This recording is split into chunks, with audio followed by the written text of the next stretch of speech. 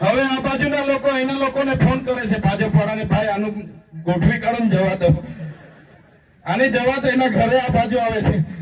વચ્ચે છોટાઉદેપુર વાળાએ આ બાજુ ફોન કર્યા, દાહોદ વાળાએ ફોન કર્યા, આ તાપી વાળાએ કે ભાઈ આને ડેડિયાપાડામાં જવા દો, નહીં તો અહીંયા અમારું પૂરું થઈ જાય. તો આ તાકાત, આ હિંમત એ મારા એકલાની નથી. મારી સામે, મારી સાથે મારા સરપંચો છે, મારા જિલ્લા પ્રમુખ છે, મારા ઉપપ્રમુખો છે, મારી ટીમ છે. આ નાના નાના છોકરાઓ જે જુવાનીઓ બધા દોડે છે, એમનો સહકાર છે, મારા વડીલોના આશીર્વાદ છે, મારી માતા બહેનોની દુઆ છે, આશીર્વાદ છે. ત્યારે આ તમારો દીકરો આવડી મોટી સરકાર સામે બોલે છે. બાકી પોલીસ એમની, કોર્ટ એમની, કલેક્ટર એમના, એસપી એમના, યંત્ર મંત્ર તંત્ર સર્વત્ર એમનું છે.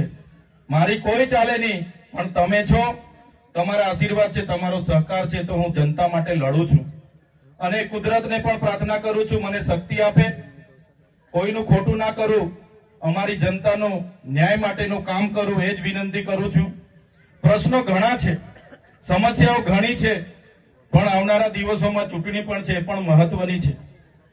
વર્ષોથી ભાજપ ભાજપ ભાજપ ભાજપ કરીને 30 વર્ષ એમને લાવ્યા છે, કોઈ એમણે ઉદ્ધાર કર્યો નથી. અહીંયા બેઠેલા બધા જ નેતાઓને તમે જરા જોતા હશો, વિડીયોમાં હર હંમેશ લોકો માટે અમે લડીએ છીએ, લોકોના પ્રશ્નો અમે રજૂઆત કરતા હોઈએ છીએ, લોકો માટે અવાજ ઉઠાવતા હોઈએ છીએ. અને ભાજપના નેતાઓ તમારા વિસ્તારમાં હશે, એમને વિચારજો, એ કોઈને ધમકાવતા હશે કે ભાઈ તારું ઝૂંપડું નહીં આવવા દે, તારું મીટર કપાવી લઈશ, એ પોલીસની ધમકી આપતા હશે કે પોલીસ મોકલી આપીશ, અમારી સરકાર છે. ઘણા લોકોને, સરપંચોને પણ ડરાવે છે, કેટલાક આગેવાનો ડરાવે છે કે ભાઈ અમારી હાથે રહેજે, બાકી તને આમ નહીં મળશે, બોર નહીં આપવા દે, રોડ નહીં બનાવીશું. ત્યારે એ ભાજપના નેતાઓ જેવું અમારું કામ નથી. અમે સત્તામાં છે એટલે સેવા કરીએ છીએ એવું નથી. સમાજ માટે અમે સત્તાના મોહ નથી રાખતા. જ્યારે સમાજને ક્યાંક પણ હાનિ પહોંચે, અમારા થકી ક્યાંક પણ સમાજને નુકસાન થાય છે એવું લાગશે, એ દિવસે અમે રાજનીતિ પણ છોડવા તૈયાર છે, પણ સમાજને ન્યાય અપાવવા માટે હર હંમેશ અમે લડીશું. સમાજના હિતો ની સામે અમારા વ્યક્તિગત હિતો ક્યારે અમે આગળ નહીં લઈ જઈએ. સમાજના હિતો પહેલા, સમાજનું ઉત્થાન પહેલું, પછી અમારી રાજનીતિ હશે, પછી અમે રાજનીતિ કરીશું. અને આમ આદમી પાર્ટીમાં મહત્વની જવાબદારી છે. ત્યારે આમ આદમી પાર્ટીએ પણ ચોખ્ખું કીધું છે કે આદિવાસીઓના જે બંધારણીય અધિકારો આજ દિન સુધી નથી લાગુ થયા, આપણી સરકાર આવશે લાગુ કરીશું. ટ્રાઇબલ એડવાઇઝરી કમિટી આદિવાસીની બનાવીશું. વન અધિકાર અધિનિયમ અંતર્ગત જે પણ લોકોની સનતો બાકી છે એમને સનતો પણ આપીશું. શક્ય બનશે, એક બાજુ ઉકાઈ છે, એક બાજુ નર્મદા છે, એ ડેમોનું પાણી પણ આ વિસ્તારને મળે એવું કરીશું. આ વિસ્તારમાં 505 આપણા જિલ્લાના શિક્ષકોની જગ્યાઓ ખાલી છે, આવનારા દિવસોમાં એ ભરવાનું કામ પણ થશે. 181 ગામની પ્રાથમિક શાળાઓ નથી, એ બનાવવાનું કામ પણ અમે કરીશું. અને 12,333 બાળકો આપણા જિલ્લામાં કુપોષણથી પીડાય છે. આ વ્યવસ્થાના કારણે એ બાળકોને કઈ રીતના બહાર કાઢવાના, એના માટે પણ અમે વિચારીએ છીએ, પ્રયાસો કરીશું. આપણા યુવાન પણ પોલીસમાં પાસ થાય, આપણા યુવાનો પણ આઈએએસ આઈપીએસ બને, ડોક્ટર બને, શિક્ષક બને, એના માટે હર હંમેશ અમારી ટીમ ચિંતિત હોય છે, ચિંતા કરીએ છીએ. પણ આ તાનાશાહી ભાજપની સરકાર ઉપર છે એટલે એ આપણને અવોઇડ કરે છે, એમની મનચાહી કરે છે, આપણી ગ્રાન્ટનો ઉપયોગ એમના પ્રચારમાં, એમના પ્રોગ્રામોમાં કરે છે. ત્યારે સાથીઓ, આવનારી તાલુકા અને જિલ્લા પંચાયતો જીતવી આપણા માટે ખૂબ જ મહત્વની છે. આ લોકો બધા મનસુખભાઈ કહેતા હતા, મનસુખભાઈ સાથે આપણે, મારે કોઈ લેવા દેવા નથી, મારે આ ભાજપની પાર્ટી સામે લેવા દેવા છે. અને આવનારા દિવસોમાં આખા ગુજરાતમાં પરિવર્તન લાવીને આમ આદમી પાર્ટીની સરકાર 2027માં આપણે બનાવીશું. બાકી મનસુખભાઈ તો એલફેલ બોલે છે, કોઈ દિવસે મળે તો મારા તરફથી કહી દેજો, જાહેરમાં ડિબેટ અહીંયા જ રાખવા હું તૈયાર છું. એમના 36 વર્ષ થયા રાજનીતિમાં, મારા 36 મહિના થયા. વિધાનસભામાં મેં કેટલી આદિવાસી સમાજની રજૂઆતો કરી છે, કેટલા લોકો માટે મેં બોલ્યો છું. લોકસભામાં એમણે કેટલી આદિવાસી સમાજ માટે અવાજ ઉઠાવ્યો છે. એ જ વાત પર એમનું પાણી મારું પાણી મપાઈ જશે. એમના જેવો મેં બોલ બચ્ચન નથી. કેવડિયામાં એટલી બધી ધમાલો થઈ, ઝૂંપડા તોડ્યા ત્યારે આ દાદા ગુફામાં ભરાઈ ગયેલા. તે વખતે મળ્યા હતા કોઈને, ડાયરેક્ટ ગુફામાં જતા રહે. આ વિસ્તારમાં કઈ પણ આદિવાસી સાથે ઘટના ઘટે ગુફામાં જતા રહે. આપણા બાળકોની પોસ્ટ મેટ્રિક શિષ્યવૃત્તિ જયારે એમની સરકારે બંધ કરી, અમે લડતા હતા, એ ગુફામાં જતા રહ્યા. આ વિસ્તારમાં જીએનએમ એએનએમની નકલી કોલેજ ચાલતી હતી, અમે લડતા હતા, એ ગુફામાં જતા રહ્યા. આ જ પોલીસ અધિકારીઓ આપણા લોકોને દેવ મોગરા જતા લૂંટતા હતા, અમે એસપી સામે લડતા હતા, એ ગુફામાં જતા રહે. બસ ઉઠી બેઠા કે ચૈતર આમ, ચૈતર તેમ, ચૈતર તેમ. મેં તો કેમ છું, રાતે ઊંઘમાં બી મારા સપના આવતા હશે એવું લાગે છે. સવારે ઉઠતા હતા તો બધું તૈયાર જ હોય, બધે બાજુથી ચૈતર જ બધાને દેખાયા. ડાંગવાળા ને વલસાડવાળા ને બધા જે સાંસદો છે, ખબર નહીં પાર્ટી એને હૂપી દીધું છે કે મંત્રી તંત્રી મને જ હોદી ફરે છે. પણ આ તમારો દીકરો નાનો છે, પણ તમારા બધાની કૃપાથી, આશીર્વાદથી, ખૂબ સારી રીતે કુદરતની દયાથી આજે આપણે આગળ વધી રહ્યા છીએ, લોકોના નાના મોટા કામ કરીએ છીએ. ત્યારે આજે મારા સમર્થનમાં, મારા નેતૃત્વમાં ખૂબ સારા લોકો આમ આદમી પાર્ટીમાં જોડાયા છે. ઘણા લોકો ભાજપમાં હતા, ગોવિંદભાઈ હોય, અશ્વિનભાઈ હોય, એવા કેટલા કેટલા વર્ષોથી ભારતીય જનતા પાર્ટીમાં એમણે સેવા આપી. એમણે બધું પોતાના પરિવારની જોખમે એમણે સેવા આપી, પણ પાર્ટીવાળા એમની કદર ના કરી. કોઈએ પૂછ્યું નહીં. મનસુખભાઈ ડેડિયાપાડા આવીને જોર જોરથી બોલી જાય છે. મારે તો મનસુખભાઈને કહેવાનું છે, તમારામાં પાણી હોય ને તો નર્મદા જિલ્લાનો ભાજપનો પ્રમુખ એક આપણા વાળાને બનાવી આપો, બનાવી આપો, તાકાત હોય તો. પાર્ટીમાં રજૂઆત કરો કે ભાઈ આદિવાસી જિલ્લો છે, ભાજપનો જિલ્લો પ્રમુખ આદિવાસી જ હોવો જોઈએ એવી માંગ કરો. જોઉં છું પાર્ટીમાં તમારી કેટલી હેસિયત છે, ખબર પડી જાય પાર્ટી વાળા કેટલું તમારું સાંભળે છે. આ ચૈતર વસાવા પર 14 જિલ્લા છે, 14 જિલ્લાના કોણ પ્રમુખ બનશે ને વિધાનસભા કોણ લડશે, જિલ્લા પંચાયત કોણ લડશે ને તાલુકા પંચાયત કોણ લડશે, એ ચૈતર વસાવા નક્કી કરે છે. ચૈતર વસાવા 12 લોકસભા સંભાળું છું, 44 વિધાનસભા સંભાળું છું. આવનારી વિધાનસભામાં 44 વિધાનસભામાંથી 27 થી 28 ધારાસભ્ય ચૈતરભાઈની નેતૃત્વમાં વિધાનસભામાં જવા. માન્ય કેજરીવાલ સાહેબે મને કહી દીધું, માન્ય ભગવત માન સાહેબે કીધું, ઈસુદાન ગઢવીએ કીધું, મને ગોપાલભાઈએ કીધું, ચૈતરભાઈ તમે તમારા વિસ્તારમાં આમ આદમી પાર્ટીને મજબૂત કરો.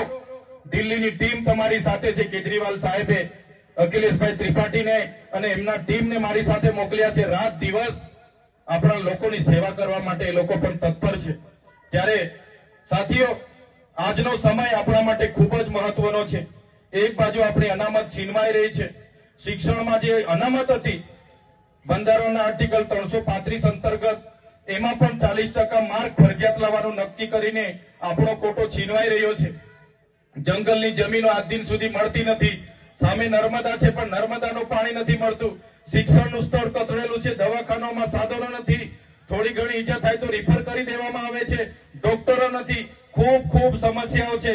આજે જે જીગદામાં ઉભા છે, તાલુકો તો જાહેર થઈ ગયો, આજે એને 4 મહિના થયા, 4 મહિના થયા છતાં અહીંયા કોઈ છે નથી. 2-3 અધિકારીઓ આવે છે, દિવેલ પીધેલાની જેમ આખો દિવસ બેહી સાંજે પાછા જતા રહે છે. સવારે આવે, બપોરે ટિફિન ખાઈ લે છે ને સાંજે 4 વાગે નાહી જાય છે. કોઈ જવાબ આપતું નથી. ત્યારે ચીગદાના જેટલા પણ લોકો છે એમને પણ કેમ છું, ચીગદામાં તાલુકા પંચાયત, મામલતદાર કચેરી, પોલીસ સ્ટેશન, બસ ડેપો, બાંધકામ શાખા, સિંચાઈ શાખા, મનરેગા શાખા, ડીઆરડીએ શાખા, તમામ પ્રકારની શાખાઓ, આઈટીઆઈ, કોલેજ, બધું લેવા માટે તમારે જાગવું પડશે.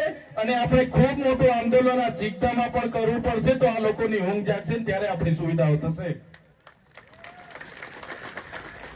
એ સુવિધા કરાવવા માટે આ લોકોને જગાડવા પડશે. એ જ વાત કરું છું. વધારે સમય પણ થયો છે, આજે લગ્નો પણ ઘણા છે, એટલે વધારે સમય નથી લેતા. પણ આજે જે પણ આગેવાનો પોતાના કાર્યકરો સાથે ભાજપમાંથી, કોંગ્રેસમાંથી અમારા આમ આદમી પાર્ટી પરિવારમાં જોડાયા છે, એમનું સન્માનપૂર્વક હૃદયથી હું સ્વાગત કરું છું. તમારું આમ આદમી પાર્ટીમાં સન્માન જળવાશે. આવનારા દિવસોમાં આપણા સમાજના હિતોમાં જે પણ નિર્ણયો કરવાના હશે, તમારી સહમતિથી સાથે રહીને કરીશું. તમારા માર્ગદર્શનથી, તમારા પરથી ઘણું શીખીશું. બધા સાથે રહીને આગળ વધીશું. એ જ વિશ્વાસ સાથે આજે આપ આ સભામાં ખૂબ મોટી સંખ્યામાં, કેટલાક ગામોમાંથી તો કેટલાક સરપંચો એમના હશે, એમણે કીધું હશે જતા નહીં, કેટલાક ભાજપના નેતાઓએ કીધું હશે જતા નહીં, છતાં ખૂબ મોટી સંખ્યામાં તમે અહીંયા આવ્યા છો.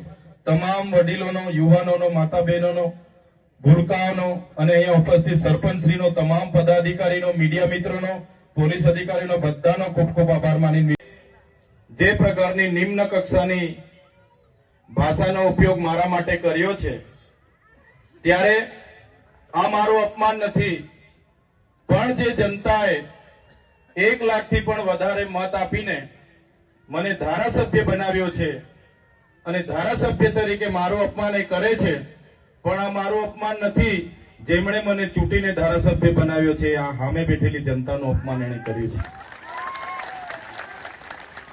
એનો જવાબ અહીંયા મને જેટલા પણ સાંભળી રહ્યા છે, મારા વડીલો છે, સંતો મહંતો પણ બેઠા છે, મારા સરપંચશ્રીઓ છે, મારા અગ્રણીઓ છે, મારી માતાઓ છે, મારી બહેનો છે, બસ તમને વિનંતી કરું છું, આપણે એમની સામે એમના જેવા નથી બનવાનું, પણ આવનારી તાલુકા પંચાયત, જિલ્લા પંચાયતમાં એનો જવાબ આપણે બધાએ આપી દેવાનો છે.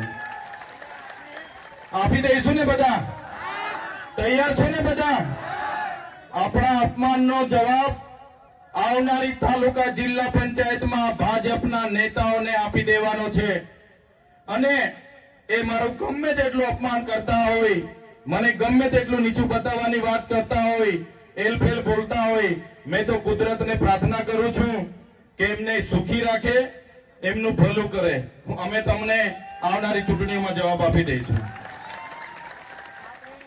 સાથીઓ, આગળ ઘણા પ્રશ્નોની વાતો થઈ છે, સમસ્યાઓની વાતો થઈ છે, ત્યારે હવે આજનું ડેડિયાપાડા એ માત્ર ગુજરાતમાં ચર્ચિત નથી. તમારા બધાના આશીર્વાદથી આટલી નાની ઉંમરમાં મને ધારાસભ્ય બનવાનો તક મળી છે. 35-34 વર્ષની ઉંમરમાં તમે મને ધારાસભ્ય બનાવ્યો અને ધારાસભ્ય બનાવ્યા બાદ તમારા બધાના આશીર્વાદથી, તમારા સહકારથી માત્ર મેં ડેડિયાપાડા, સાગબારા કે ચિકદાના લોકો માટે નથી, પણ આખા ગુજરાતના લોકો માટે અવાજ ઉઠાવું છું. ત્યારે આજે ડેડિયાપાડા એ આખા ગુજરાત અને દેશમાં ડેડિયાપાડાને લોકો જાણી ગયા છે. તમારો બધાનો એટલો બધો પાવર છે, તમારી બધાની એટલી બધી તાકાત છે કે આજે દેશના વડાપ્રધાનને ચૈતર વસાવાને ડરાવવા માટે ડેડિયાપાડામાં આવવું પડે છે. ડેડિયાપાડામાં અને તમે જોજો, આવનારા દિવસોમાં અમારા 2-4 આગેવાનોએ કીધું કે કોંગ્રેસના પણ કોઈ દિગ્ગજ નેતા થોડા દિવસમાં ડેડિયાપાડા આવવાના છે, એવું જાણવા મળ્યું છે. અમે તો બધાને જ કહીએ છીએ, ભાઈ દેશના નેતાઓ તો બધા આવો જ, પણ અમેરિકાથી પણ ડોનાલ્ડ ટ્રમ્પને બોલાવવાના હોય તો બોલાવી લેજો, અમને કઈ ફેર પડવાનો નથી. અમે લોકોને જાગૃત કરીએ છીએ, લોકોને એક કરીએ છીએ, લોકો માટે હર હંમેશ બોલતા અમે દેખાઈએ છીએ, લોકો માટે લડતા અમે દેખાઈએ છીએ. એ ચાહે વિધાનસભા હોય, એ ચાહે સડક હોય, એ ચાહે મેદાન હોય, જ્યાં પણ હોય ત્યાં લોકોની વાત કરીએ, લોકો ભેગા થાય, લોકોનો સહકાર મળે, લોકો જાગૃત થાય. એટલે આ ભાજપની સરકારને ગમતું નથી અને આ ભાજપની સરકાર આવા મનસુખભાઈ જેવા લોકોને જણાવીને અમારી સામે ઉતારે છે. પણ આ મનસુખભાઈ હોય કે એમના ભાજપના નેતા હોય, એમને કહેવા માંગુ છું, અમારી લડાઈ તમારા જેવા મનસુખભાઈ સાથે નથી. અમારી લડાઈ તો સીધી નરેન્દ્રભાઈ મોદી સાથે છે. નરેન્દ્રભાઈ મોદી અહીં આવ્યા હતા, જે પ્રતિમાને ફૂલહાર કર્યું, એ પ્રતિમા જયારે આપણે મૂકતા હતા ત્યારે આ જ ભાજપના, આ જ મનસુખભાઈ, આ જ આરએસએસ વાળાએ આપણને કીધું હતું કે આ ચૈતર વસાવા અર્બન નક્સલવાદી છે, અહીંયા નક્સલવાદ ફેલાવશે, બિરસા મુંડાને કેમ લાવ્યા છે, અને આપણો ખૂબ વિરોધ કર્યો તો પોલીસને ધાડે ને ધાડા અહીંયા ઉતારી દીધા હતા. યાદ છે ને બધાને? ધાડે ને ધાડા ડેડિયાપાડામાં ઉતાર્યા. આપણે લોકોને જાગૃત કર્યા અને લોકો જાગી ગયા. ત્યારે આજે ભાજપવાળા જય બિરસા મુંડા, જય આદિવાસી બોલતા થઈ ગયા છે. થઈ ગયા છે કે નથી થઈ ગયા? એ જ મૂર્તિની, એ જ પ્રતિમાની ફૂલહાર કરવા માટે દેશના વડાપ્રધાનને આવવું પડે. આ ભાજપવાળાએ એક પણ પ્રતિમા આપણા વિસ્તારમાં મૂકી નથી ને એક પણ પ્રતિમામાં પોતાનો ફાળો આપ્યો નથી. એટલે આપણી પ્રતિમાને ત્યાં વડાપ્રધાનને ફૂલહારમાં લાવવું પડ્યું હતું. આ લોકો, આપણી તમારી તાકાત છે, એકલા ચૈતર વસાવાની તાકાત નથી. ચૈતરભાઈ તો એક નાનો માણસ છે, એક સામાન્ય પરિવારમાંથી આવે છે. ચૈતર વસાવા એકલો હોય તો આ લોકો મને ક્યારના ખોવી નાખે. પણ ચૈતરભાઈ સાથે અમારા સરપંચો છે, અમારા આગેવાનો છે, અમારી માતાઓ છે, અમારા વડીલો છે, એટલે ચૈતરભાઈ પર હિંમત છે. તમે છો તો મારી હિંમત છે, તમારો સહકાર છે, તમારા આશીર્વાદ છે તો મેં બોલું છું. બાકી હું એકલો પડું તો મારું પિક્ચર આ લોકો પૂરું કરી નાખે કે ના કરી નાખે?